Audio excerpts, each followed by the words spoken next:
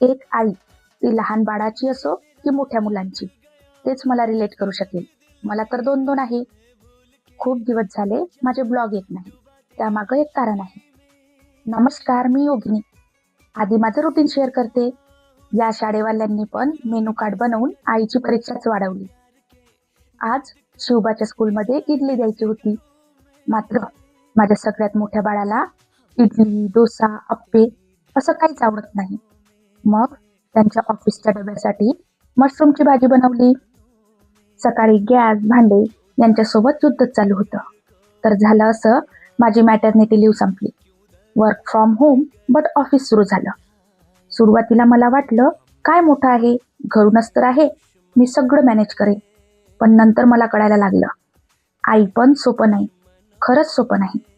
जेव्हा आपण काम करतो आणि आपलं बाळ निरागस डोळ्याने आपल्याकडे पाहतं, तेव्हा मात्र मन दुखतं. आपण ऑफिस आहे त्या घाईने घरातली कामं आवरतो आणि बाळाला एकटं सोडतो. तो रडतो, तेव्हा मन दुखतं. बाकीची मुलं छान मोकळ्या हवेत खेळतात, पण मी मात्र त्यांना चार भिंतीत बंद ठेवते. तेव्हा मन दुखतं.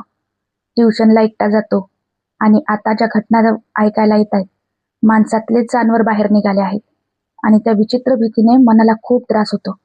5 मिनिट उशीर झाला तर स्कूल बस एकट्याला सोडून देते.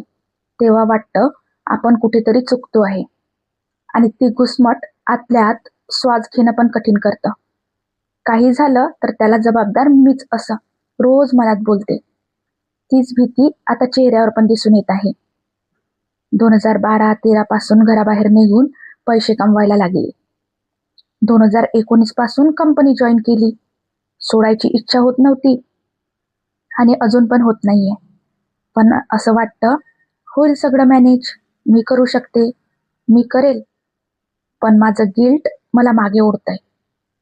खरंच आई होणं सोपं नाही. आता आपण आपलाच विचार करूच शकत नाही. मी शिकली, शिकून फक्त घरच सांभाळू का? माझं काही अस्तित्व आहे, मला पण पैसे कमवायचे आहे, असं फक्त आधी वाटतं. आई झाल्यावर जबाबदारीच्या ओझ्याखाली सगळं दाबावं लागतं. आता ठरवलं, नोकरी सोडायची, घर, मुलं सांभाळायची. पण मी अजूनही कन्फ्यूज आहे. मी डिप्रेस आहे. एकच निर्णय घेऊ शकत नाही आहे. पण घर, मुलं, नोकरी याच्यामध्ये नकळत पण काहीतरी गमवत आहे.